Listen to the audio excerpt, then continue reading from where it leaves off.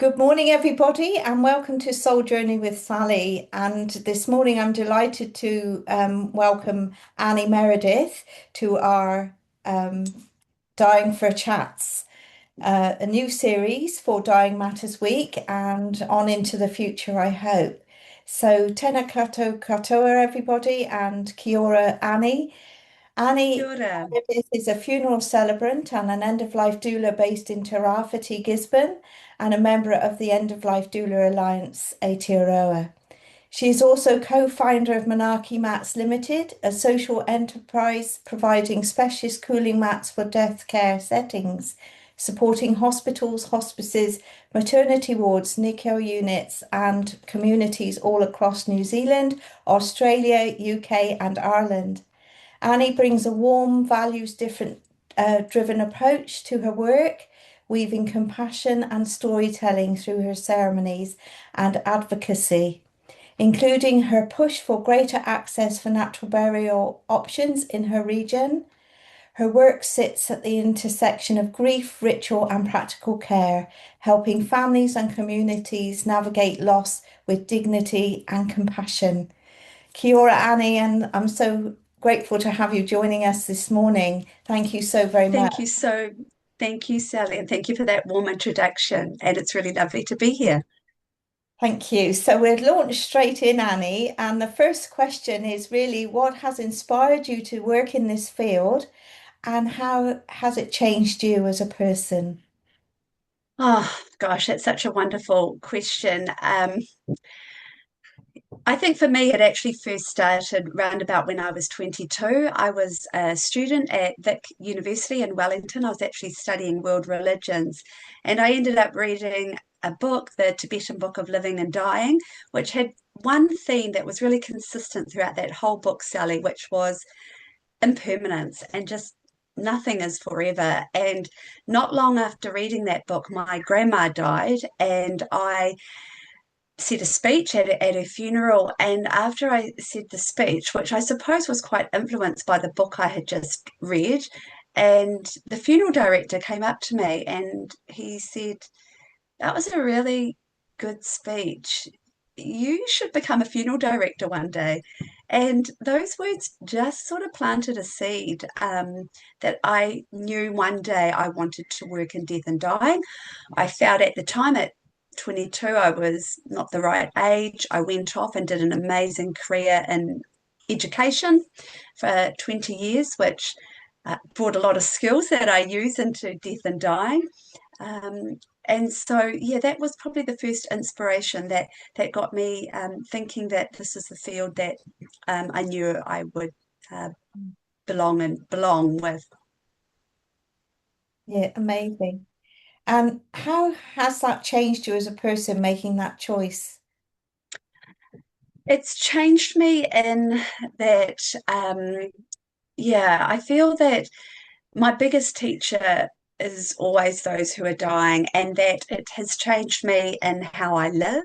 I feel yeah, to be really aware of death and dying is to be really aware of life and living. So, and a lot of people they say, "Oh, I could never do your job. It's so sad." And I'm like, well, actually, my job is all about love. So I think it's changed me as a person and just reminding me of all the beautiful things of life, which is love. Yes, that's very true. What is the biggest misconception people have about death and dying or funerals, do you find?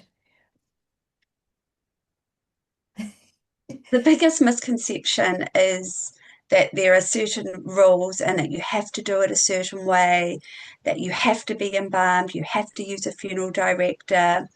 And that's a real misconception. So I want people to understand that there's lots of options and to pick the one that is right for them. And it's really important to know those options, to know that information, to do your research, to listen to podcasts, to read books. But I think, yeah, the biggest misconception here in Aotearoa is that you have to use a funeral director. Now, for most people, that's a really sensible option. it's a very helpful option. For a lot of people, they're really capable. Once you just know the things that you can do, that you must do legally, it's very easy. Yes. So I think that would be the biggest misconception, Sally. Yes, yes, I think you're right, Annie. It's quite difficult to get away from the thinking that we have to comply with traditions that have been here That's many, many, many hundreds of years, you know. exactly right. And even with a funeral, or like that, you have to have a funeral. Like, I do think it's important to have some sort of ceremony. I really like to do that in my role as a funeral celebrant. I think it's really, yeah, an important part of the whole process is to have a ceremony. Yeah, But there are tons of ways to do that. It doesn't have to be, yeah, in a certain place. It doesn't have to be at a certain time. Um, I have done ceremonies months and months after someone has died, like a memorial yeah, service, I think, or before someone has died, or yeah, there's just lots of ways to do it, whether it's a living wake or a memorial service. But yeah, I having think that that's the connection, isn't it? And being able to grieve a the way that hundred your percent. partner grieve, really, and how you all want to That's honor the person. totally Mm. That's exactly right, Sally. And doing what is right for each family. Like, every family is different, So every different. person is different. And so I always turn up to a family when I'm being the celebrant or helping as the end of life doula. I always turn up really, really neutral and just seeing what way it's going to go. But my role is also to turn up in a way where, for a lot of people, they haven't done this before. Yes, So it's helpful for me to give some suggestions, guidance. give some options, but for them to then decide what is right for them. And I think yeah, that's a really important part, to take time and to go slow. It's not an emergency. It's not all panic if it's a natural death. Yes. So, in your experience, what would you say a good death means? So I can only speak about that for what I think a good death is for me, because I think everyone has their own definitions of that. So for me, a good death is really about two things. It's about communication Yes, and organization. yes, Communication and organization. So I know that when I am dying, I want my family to feel organized. yes, I want to be organized with my affairs, with my plans, and I want the communication to be really, um, yeah, just to be really present. So for some people, that's not their definition of a good death. Some people don't want to know anything and just like, oh, I don't want to know I've got months to live or weeks to live. And for them, it might be a good death to not have that knowledge. But for me, a good death is communication and organization. yes, I think a good death is knowing all your choices, and being supported. I I think a good death requires people. yes, You need help. You need help. Um, you need a team of people. And I've seen situations where people, it's a very, very small team. It might just be the wife and one person, or not, or the hospice team, or not everybody has, a big family or good relationships. There's very often strained relationships in a family. So, good death is, yeah, is having people. Um, the other thing I'd say, Sally, is that, you know, death is full on. It's a lot. It's, at times it can be quite ugly. It's hard. It can be suffering. It's tricky. There's lots of parts to it. So this sort of idea of, death being really, lovely and beautiful is not always the case. However, I do also find that death is such a big moment and such a special time, a sacred time, just a big time that I really, yeah, I acknowledge the importance of it. But a good death, I suppose, yeah, for me, I want to have good communication and I want to be organized.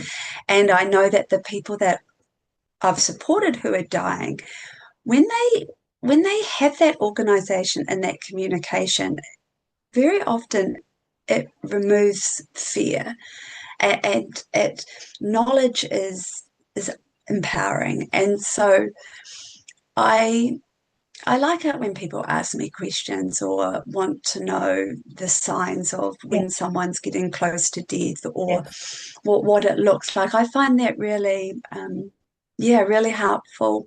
Um, so yeah, a good death to me is those things, communication and organization. But even when you have that, it's still full on. And I know that when I think about my own personal experiences, um, in 2024, I had a very close person to me die, my beautiful mother-in-law, and we we were able to, bring her home from the hospital to have her death in her home with all of her children present. We mm, were able to be supported with equipment, things from hospice. And it was still a really full on time, but as a family, I felt that uh, there was that communication. We knew she was getting close to death, so we were able to, call in to bring everybody in. After she died, with my skill set, and I was able to help with the other family members, clean her, wash her, yes. beautiful, washing, dress her, keep her cool with the Manaaki Mats. And she was able to stay in her home from death, for that whole 3 days. She didn't go anywhere but stay in her house with everybody coming to see her. And then when we left, to take her for her service, um, you know, for me that felt like a really good death because we were in control. So I think, yeah, and bless Nana Trudy. I think of her all the time because she has such an impact on my life, and I feel very blessed to have been able to care for her that way in death. Because lots of time people are caring for their person in life; they're doing all of those cares, so it's a very Very hard, natural yeah, transition, Sally. hard not Yeah, to, isn't it? You just want to make sure that when they've passed, that they're passing the right way and that you've done everything you can, doesn't it? Wouldn't that's it really? exactly right. But I think a good death, it needs people. Yeah, I really do. And it's okay if someone, dies alone. I don't think you yeah. have to be, that's okay. But it's the lead up to that death. Understanding of Um, people, isn't it? Yeah. 100%. That's right. So, um, but yeah, like I say, I know what I want, and I know that I'll be guiding my family Yes. with the things that I want, but also being a little bit flexible. It's like, you have a birth plan and you might want it to go this, Yes. this way. A little bit the same for dying. Like you might think, oh, I'm not going to die in hospital. I want to die at home. And something happens and you end up in hospital. So I think there's a little bit of, you Yes. need a little bit of flexibility there too, not to be so rigid with it. So So, that really yeah. that really answers the question that I've got next, which is what is one conversation every family should have long before they need to? So we've just covered that with preparation and planning and Totally. understanding Yeah. it. That's exactly right, and a good way to do that, I suppose, is talking about health. Mm. So like health is actually a great way to speak about death. Yeah. And that can be like if you have a parent, an elderly parent, or someone, or a friend or a spouse or anyone in your life whose health is changing, and that's normally just from aging, or like how are things now to how they were 12 months ago. So I think talking about health is a really good introduction to talking about death, and it happens in a really subtle way, like, gee, I've really noticed the last 6 months have been a bit different. How are you feeling now compared to back at Christmas time? Yeah.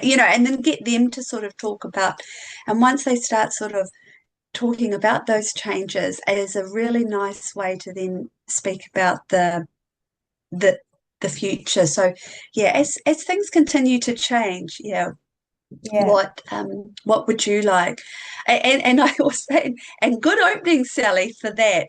Uh, the death of somebody else. So like there's Yeah. an age group of people that are always going, not always going to funerals, but they're going to more funerals than weddings, right? And so, or if you go to a funeral and then sort of come home and, you're Yeah. saying to a parent, like, oh, I went to such and such Yeah. Mr. Brown's funeral, and it got me thinking, what do Yeah. you want for yours? Like that's a Right. nice way to come into it. That's lovely. Yes, but much easier for people to think of it that way, more natural, isn't it? Um, Totally. And yeah, and those conversations are yeah, start with a cup of tea. Like just aren't make they? sure people have a good time, have an opportunity, that it's a good time to talk about it with Yeah. somebody. Yeah. And it can be fun. You can come up with some fun stuff. Totally. It can absolutely be fun, Sally. You're 100% right. We avoid these conversations because we think we're going to upset them, or that. And to bring But I somebody on promise you you, don't want. yeah. But they're thinking about it. Like it's actually it's a bit of relief when whoever brings it up first. But there are really beautiful, gentle ways to bring it up. And I love Catherine Mannix's book, Yes, Listen, for yes, tender conversations. I always love recommend that. that to people Yes, because that just has some nice strategies. Well, how can we start these conversations? yeah, And same with advanced care planning, like it's always, you're starting with health, you're starting with how things are. yes, But they're such important conversations because that goes back to my good death. You need communication. yes, that's So right. it's a good place. Yeah. Now you mentioned about Manaaki Mats. Can you Yes. fill us all in on what inspired you and what experience it brings for families? Yeah, sure. Well, for those listening that don't know what Manaaki Mats are, the best way to describe it is a death care cooling resource that's used to slow down the natural changes that occur after death. So it's dry ice and flexible sheets that go around the person who has died. And there's a couple of reasons that Claire Turnham, who is the other co-founder of Manaaki Mats, and I wanted to collaborate together to create this system of care, because Manaaki Mats is more than just a resource. Mm. It's actually a system of care that we can take into hospitals and hospices, community settings for individual families. What the inspiration for Manaaki Mats, there were lots of different threads that were aligned to sort of create this. Claire had been using the resource for many years in her work with natural death care and home funerals. And here in Gisborne, almost 5 years ago, we had a beautiful little baby boy called Kyrie that was stillborn, and his parents wanted to do one thing. They wanted to take Kyrie home. And unfortunately, that morning that Kyrie was born, the equipment to do that had broken down, which was a cooling cuddle cot. And so I was able to bring in the Manaaki Mats, sort of fix the equipment and they ended up taking both home. But the key difference with the Manaaki mats is it allows parents to hold their baby without the temperature, with the temperature remaining consistent. So there's not that hot cold, or like if you're holding your baby and then you're placing back into the other cooling device and back, it's not very good for the condition of the baby. But with Manaaki mats, you can hold your baby and just place baby wherever you want, whether that's in your bed, in the pram, to go outside and sit under a tree. But we were inspired to create Manaaki mats because we could see this really obvious gap, that the problem that was in maternity wards throughout the country, which was something simple, something effective, that wasn't difficult for staff and really allowed that intimate care. Mm. So we started Manaaki Mats, and that then in 2024 we had a contract from the government to place the Manaaki mats in every maternity hospital in the country. Now, a lot of hospitals already do. The maternity wards have beautiful systems of care with bereavement, and are able to support parents. So we wanted to be able to add more with what they were already doing. And while it started a lot in maternity, it really soon sort of spread. There are other wards, NICU wards, neonatal intensive care units for babies that also deal with death. And so we then saw this sort of spreading of Manaaki mats, and now Manaaki mats are in more than just the maternity ward. They are in hospices, so that some hospices around the country, and they have extended. The growth has been very humbling to see, where Manaaki mats are now not just here in Aotearoa, New Zealand, but offered in Australia, the UK, and Ireland. Really spreading with what is possible. The other important thing about Manaaki Mats, Sally, is that when you hear that name, Manaaki Mats, and Manaaki means to care. So it's a beautiful, beautiful word. I feel very grateful to be able to, very proud to use such a beautiful word that has such a lovely meaning. Mm. So Manaaki Mats, when you hear that, you know it's just going to be used for death care. Now, there are other ways to keep a body cool, and some people might, go and use salt ice and say an empty milk container. Like I've heard of a family, they didn't have access to Manaaki mats, so they went and got like 2-litre milk containers and filled it up with ice, which was, hey, that worked. But what happened was, every time they went to a supermarket and took a milk, off the Yeah. shelf, it was that triggering of like, oh my gosh. So like when you use Manaaki mats, they're not used for anything else. They're only used for death. And that seems just to be a little bit more, respectful, and that it's a specialized resource. We love, empowering families to be able to care for their own with this use.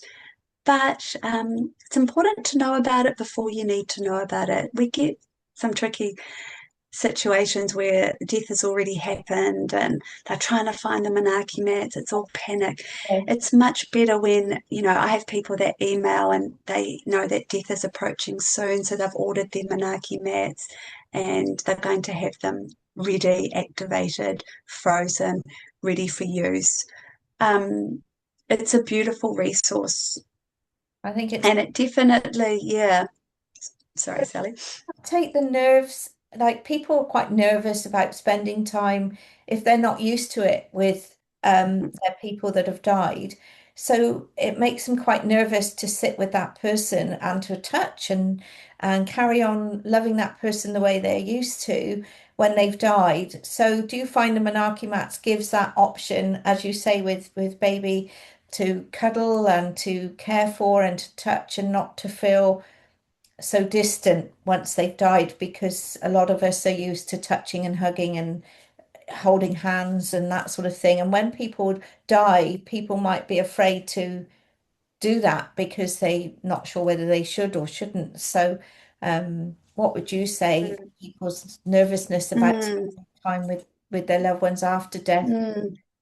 would be? Yeah, I think it's a really good point that you raised that people can be nervous, Mm. and that's because we are nervous and sometimes fearful about things we haven't done before. Yes. Oh, And that's no. Yeah. that's all it is. And so for people, this is a new experience. And so it, that feeling of, yeah, a little bit of they might feel apprehensive or anxiety or nervousness, and that's really normal. So I think um, what I would say to someone who was feeling unsure, I would say that this is actually such an important time. It helps with the grief. It helps with yeah, with so many things that, and it actually is a really beautiful time. It is also the last physical Yes. job that we are doing for a person. So, like for example, if you think of it of a parent that is dying, or I think about Nana Trudy, who I spoke of before, she did so many things for me to help me, and I am now helping her, and this is my last physical act of help that I am giving to someone I love. One thing I would say is that not just with Manaaki Mats changing that experience or whatever resource they are using, or if they are using a funeral director or if they are doing it themselves. But one thing is if families are having a family led funeral and death care, the experience of ownership. Yes. This belongs to them. This belongs to that family. Yeah. And I would say to someone who's feeling nervous, um, yeah, just shoulder tap someone. Like there are, even with end of life doulas or funeral guides or information online, or just get talking. Who are the people in your community that are out there helping people? Shoulder tap and have a conversation beforehand. I was nervous the first time and I had needed to have somebody, walking beside me. But now I feel, yeah, really honored every time I'm with a family helping care for their person after death. It's a very it's special, and I know that the family are the right people to do that. Um, and yeah, I recently had a beautiful woman that died a few months ago, and straight after her death, we were just able to, with her good friends and her daughter, we were able to do that care. Yes. We kept her cool with the Manaaki Mats. Everything was there, and she stayed in her room for 3 days while people came and visited. Right. And for us, it just felt so much better than her sort of going off to a place that, yeah, we didn't like. The other option is Yeah. another way to do it, but it's not for everybody. Right. So it's okay if it's okay to be nervous about it, but when you have, yeah, communication and organization, people supporting you, it's actually Yeah. those nerves soon just sort of Yeah. just go away. Comes naturally. It's an important time. Mm. Mm. Yeah. So, just moving on from that, Annie, we know you do a lot of work through hospice, or you have done. I'm not sure if you're still working with hospice, but is there anything during that hospice work that has stayed with you and why? Yeah. So my hospice role has been through a volunteer. So with my local hospice, Tairāwhiti Hospice, and here in Gisborne, and I would do the odd biography work and patient support.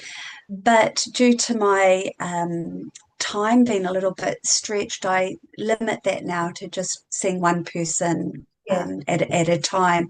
But every person that I have spent time with in my hospice volunteer role, they have always taught me things, and I take something away that I will have, for the next one.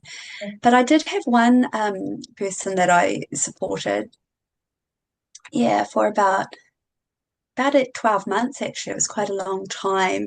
And one day she said to me, just really it was quite an intense thing to say. She just said, I don't want to die.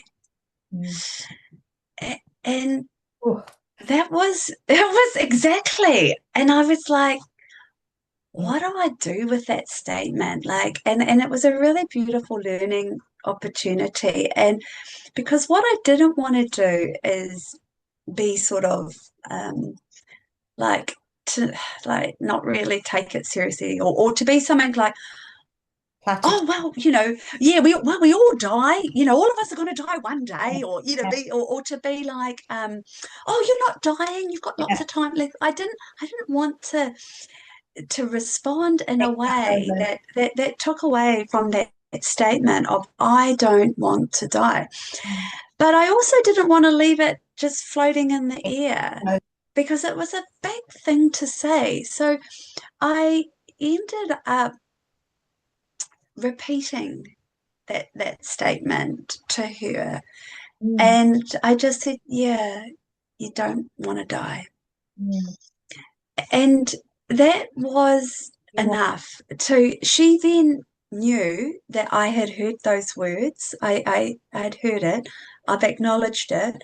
I haven't tried to solve it or to Yeah. say, to make her feel better. She is dying. So that was a really good learning part for me, was just knowing what to respond when there's hard statements, or there's yeah, things that you're just not sure about. Witnessing death is really big. It's quite profound. I remember the first death that I was able to witness, and since then the other ones that I had seen. But it always, yeah, I'm always learning. There have been many moments from my hospice work and from my end of life doula work that have stayed with me. People like to, yeah, they like to talk and to know the right questions to ask when I come in. If I'm making, I often make beautiful life legacy booklets Yeah. with people who are dying, which is probably one of my favorite things to do, is to do legacy work and to ask some really wonderful questions that I can get out for those legacy books. Yeah. But one question that is really, really good to ask, and this is helpful for your listeners, if you're visiting anybody that is dying or unwell, ask, instead of being like, oh, how are you? Which is it's a good question, but it's quite hard to Oh, answer. Maybe it's more like, how are you this morning, or how are you right now? But one question I always ask is, what are your priorities this week? Or what are your priorities today? Or what are your priorities at the moment? Like, and that question is very, very, very helpful, because the priorities often change. Like sometimes at the start of a visit, when I first met them, it's like, my priority is I really want to get to my granddaughter's wedding, or that's in December though. We're going to see how we go. So it might be a big, but then as time goes on, it might be, yes. yeah, things can change. But I do think that question, yeah, what are your priorities, is really helpful. I ask that every time I visit somebody, because I know that it's going to to change. Yeah, so I like to that to ask them that, but I'm still learning. I'm Yeah, definitely every person with do. a disability does something, doesn't it? That's right. Yeah.